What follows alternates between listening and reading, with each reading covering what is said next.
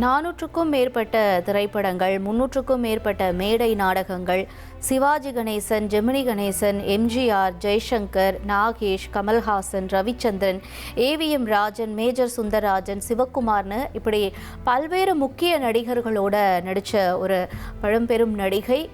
இன்றளவும் திரையில் பார்க்கும் பொழுது இவ்வளோ அழகாக இருப்பாங்களே அப்படிங்கிற அளவுக்கு சொல்லக்கூடிய ஒரு நடிகை இன்று தன்னுடைய 94 வயதில் உடல்நல குறைவால் காலமாக இருக்காங்க.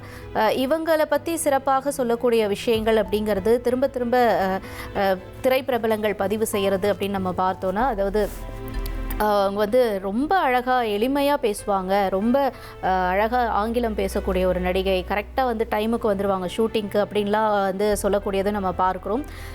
அது மட்டும் இல்லாமல் இவங்களுடைய விருதுகள் அப்படின்னு பார்த்தோன்னா 2022 இவங்களுக்கு பத்மஸ்ரீ விருது கொடுக்கப்பட்டிருக்கு. இவங்களுடைய திரைப்படங்கள் அப்படிங்கிறது குறிப்பிட்டு நம்ம பேசக்கூடிய படங்கள் அனைவரும் திரும்ப திரும்ப ரீகால் பண்ணுற படம் அப்படின்னு பார்த்தோன்னா புதிய பறவை அப்படிங்கிற படத்தை தான் வந்து நிறைய பேர் வந்து நினைவு கூறுறாங்க. அதே போல் அந்த படம் வரும்பொழுது என்ன நடந்துச்சு அப்படிங்கிறதெல்லாம் கூட யார்கண்ணன் இயக்குனர் அவர்கள் பதிவு செஞ்சுறதையும் நம்ம கேட்டோம்.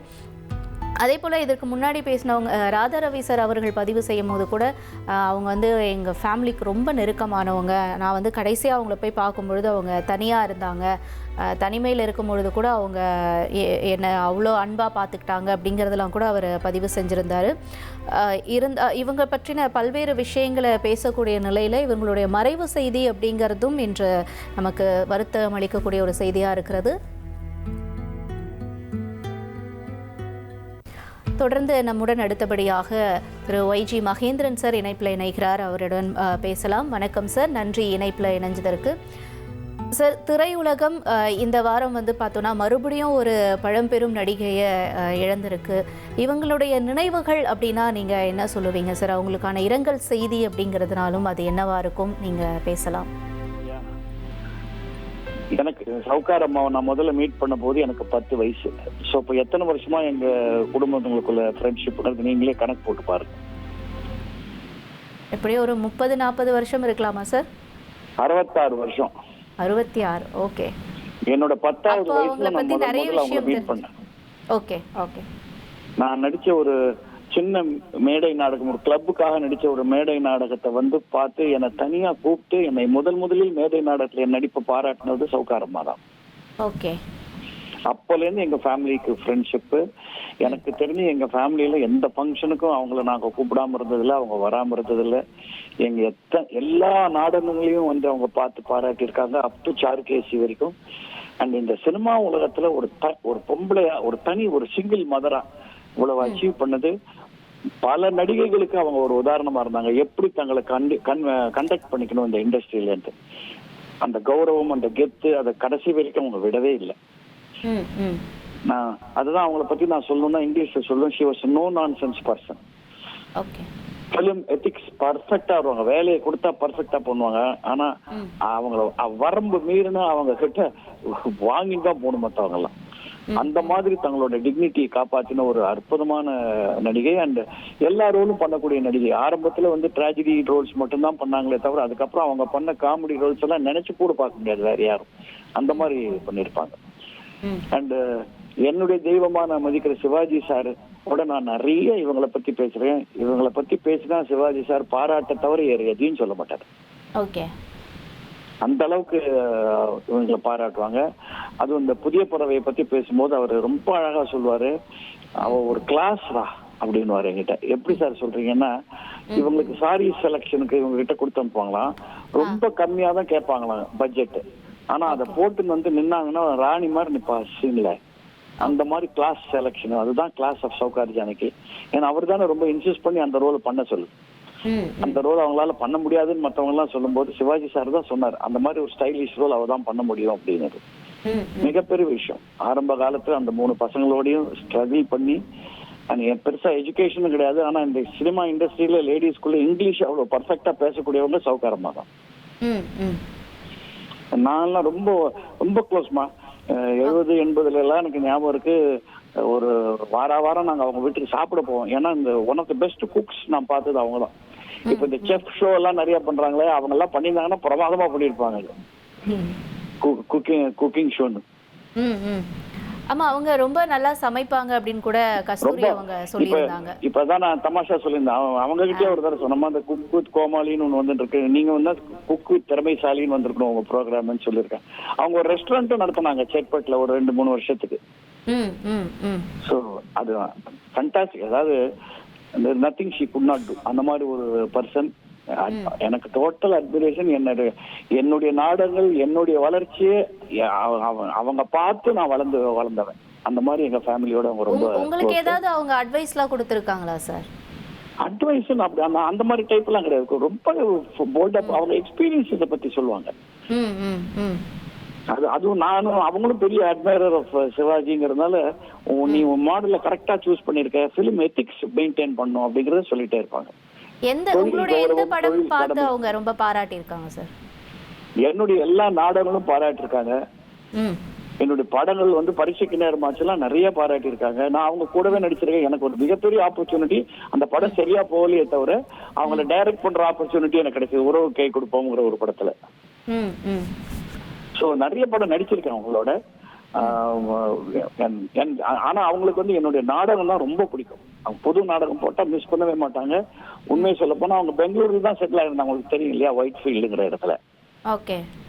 அவங்க என்ன புட்டபர்த்தி பாபாவோட மிகப்பெரிய பக்தை. அவங்க அந்த ஏரியால தான் செட்டில் ஆயிருந்தாங்க. நான் நாடகம் எப்பப்போ பெங்களூர்ல நாடகம் போனோம் கடந்த 10 வருஷத்துல அங்கேருந்து வந்து பார்த்துட்டு நாடகத்தை பார்த்துட்டு போவாங்க. சாருகேசி நாடகம் வரைக்கும் பார்த்துட்டு என்ன பாராட்டிட்டு போயிருக்காங்க. என்ன ரொம்ப பிடிக்கும் அவங்களுக்கு. ஒரு ஒரு ஏன்னா அவங்க என்ன சொல்லுவாங்க, நான் சொல்லுவேன் எல்லா இண்டஸ்ட்ரியில இந்த லேடி ஆர்டிஸ்ட் எல்லாம் சவுக்கார் மாதிரி அந்த கெத்தோட இருக்கணும்னு. அவங்க வந்து எங்க அம்மாவை ஒரு உதாரண பெண்மணியா சொல்லுவாங்க. எப்போதும் மிஸ்ஸஸ் வைஜிபி மாதிரி வரணும்னு எனக்கு ஆசைன்னு அவங்க சொல்லுவாங்க. ஸோ அந்த மாதிரி எனக்கு ரொம்ப பிடிக்கும். ரொம்ப ஸ்ட்ரைட் ஃபார்வர்ட். அவங்க கிட்ட வெட்டு 1 துண்டு 2ங்கிற வார்த்தைக்கு அந்த சொல்லுக்கு அர்த்தமே சவுக்காரமா தான். நம்ம திரையில ஒரு சில புகைப்படங்கள் பார்க்கிறோம். முன்னாள் முதலமைச்சர் செல்வி ஜெயலலிதா அவங்க வந்து இந்த கன்னத்தை பிடிச்சி அவங்கள வரவேற்கிற அந்த புகைப்படம்லாம் நம்ம பார்க்கிறோம். அவங்க 2 பேருக்குள்ள இருந்த நட்பு எப்படி இருந்துச்சு சார்? நடுவில் வந்து ஒரு பெரிய ஆர்குமெண்டே வந்தது. அவங்க 2 பேருக்குள்ள குமுதம் பத்திரிகையில ரொம்ப நாள் அதான் போட்டாங்க. பட் அதெல்லாம் வந்து ஒப்பீனியன்ஸ் டிஃபரன்ஸ் தான். Jayalalithaa greatest respect for Sowcar and equally. இவங்க சிஎம் ஆனோன்னா அதை பெருமையா தான் சொல்லுவாங்க சவுகார் எப்போதும். பட் ஒன் திங், அவங்க பிரஸ்டீஜை விட்டு கொடுக்கவே மாட்டாங்க. சவுகாருங்கிறவங்க அந்த பிரஸ்டீஜை விட்டு கொடுக்கவே மாட்டாங்க எந்த ஒரு க்ஷணத்திலையும். ஆனா ஒர்க்ல கரெக்டா இருப்பாங்க. 9 மணிக்கு வரணும்னா ஒர்க் கரெக்டா எப்ப முடிக்கணுமோ முடிச்சுட்டு போறது. அதுல எந்த விதமான தப்பு பண்ண மாட்டாங்க. அண்ட் எல்லாத்தையோட என்னன்னா அவங்களுக்கு பெருசா எஜுகேஷன் கிடையாதுமா. ஐ டோன்ட் நோ, நீங்க இப்ப படிச்சிருப்பீங்க அந்த ஹிஸ்டரியில இல்லையா. அவங்க வந்து பெருசா காலேஜ் அதெல்லாம் கிடையாது. ஆனா ஒரு கிளாஸ் இருந்தது. அவங்களுடைய செலக்ஷன் ஆஃப் ட்ரெஸ், அவங்க அந்த ஒரிஜினல் வீடு நீங்க பாத்துருந்தீங்கன்னா அந்த காலத்துல எல்லாரும் பார்த்து வைக்கத்தக்க ஒரு வீடா இருந்திருக்கும் அந்த செனட் ஆஃப் ரோட்ல. இப்ப அது பிளாட்ஸா மாறி போச்சு. நான்லாம் அந்த வீடை பார்த்து நான் விரும்பாத வீடு கட்டும்போது அவங்க வீடு மாதிரி எனக்கு அந்த சங்கன் டிராயிங் ரூம் எல்லாம் சொல்லி காப்பி அடிச்சு பண்ணிருக்கேன். அண்ட் விருந்தோம்பல்ல அவங்கள மாதிரி ஒரு பர்சன் நீங்க பார்க்கவே முடியாது. வீட்டுக்கு கெஸ்ட கூப்பிட்டாங்கன்னா பர்சனலா கவனிப்பாங்க. Inspite of being such a big star. அதெல்லாம் எக்ஸலன்ட் குவாலிட்டிஸ். அந்த பாருங்களேன், எல்லா ஃபீல்ட்லயும் தனிமையில இருந்து சாதிச்சு பசங்களை நல்லா வளர்த்து வச்சு ஓஹோன்னு வர வச்சு. எனக்கு அவங்க கொடுத்த மிகப்பெரிய பாராட்டு அவங்க பேத்தி என்னுடைய நாடகத்துல நடிச்சாங்க, வைஷ்ணவி. ஓகே. நான் இயக்கிய லக்ஷ்மி கல்யாண வைபவமேங்கிற நாடகத்துல நடிச்சாங்க. You won't believe it. அந்த ஓப்பனிங் டே டிராமாக்கு நாங்க 7 மணிக்கு ஆரம்பிக்க போறோம். 6:45 வரைக்கும் அவங்க வரல. சரி இன்னைக்கு வரல போல் இருக்குன்னு நாங்க நாடகத்தை முடிச்சுட்டு பார்த்தா டிக்கெட் வாங்கி வந்து டிராமா பார்த்திருக்காங்க அன்னைக்கு. ஓகே. தியேட்டர்ல அந்த அளவுக்கு செல்ஃப். அது நான் அப்பதான் என்னால வந்து உண்மையான ரிவ்யூ சொல்ல முடியும். நீ கூப்பிட்டு என்ன ஃப்ரண்ட் ரோல உட்கார வச்சேன்னா நீ கூப்பிட்டேன்றதுக்காக நான் நல்லா இருக்குன்னு சொல்ல வேண்டி வரும். இப்ப நான் டிக்கெட் கொடுத்து பார்த்துட்டு வந்து சொல்றேன், அற்புதமான நாடகம், என் பேத்தி ஒரு அற்புதமான நடிகை ஆகிட்ட, நீ உனக்கு என்னுடைய பாராட்டுகள்னு சொன்னாங்க. அதை நான் இன்னைக்கும் மறக்கவே இல்லை. எப்படி என்னுடைய முதல் நாடகத்தை பாராட்டினாங்களோ அதே மாதிரி இதுக்கும் பாராட்டியிருக்காங்க. என்ன ரொம்ப பர்டிகுலர் அவங்க அதான் சொன்னேன், பெங்களூர் போச்சு நான் அவங்களை மீட் பண்ணுவேன். வந்து எங்க டிராமாவுக்கு அவங்க பார்த்துட்டு போவாங்க. ஒயிட் ஃபீல்ட்ல இருந்து 30 கிலோமீட்டர் கார் ஓட்டிட்டு வந்து ஒரு ஃப்ரெண்டோட வந்து பாத்துட்டு போவாங்க. இதாம்மா அவங்க என்ன 95 வயசு ரைட் ராயலா இருந்திருக்காங்க. நான் வந்து இது வந்து ஒரு எப்படி சொல்றது, கல்யாண சாவுன்னு தான் சொல்லுவேன். கொஞ்சம் கடைசியில இந்த 3 நாள் வேணா கஷ்டப்பட்டிருக்காங்களே தவிர பிரெயின் வாஸ் ஆல்வேஸ் ஷார்ப். அதுல ஒன்றும் டவுட்டே கிடையாது. எனக்கு 2 நாள் முன்னாடி நான் போய் அவங்கள பார்த்தேன். ஐசியூல இருந்தாங்க. அப்ப அவங்க நினைவில்லை. சரி பார்க்காம விட்டுறக்கூடாதுன்னு பார்த்து காலை தொட்டு கும்பிட்டு வந்தேன். பட் இவ்வளவு இந்த 2 தெரியும், அப்பவே தெரியும் இது வந்து சர்வைவ் ஆகாதுன்னு தெரியும்.